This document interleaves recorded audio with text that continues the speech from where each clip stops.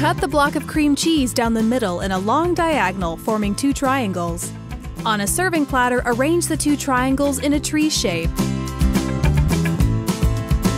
Insert a pretzel stick into the bottom of the cheese to form a tree trunk. Arrange the smaller cheese triangles next to the large tree. Insert a pretzel stick into each one to give each a tree trunk. Lay thin apple slices diagonally across the large tree, giving it branches. Squeeze rows of basil pesto on the large tree to look like garland or branches. Squeeze dots or ornaments of basil pesto on the smaller trees. Use the sun-dried tomato pesto to form red ornaments on the large tree and small trees.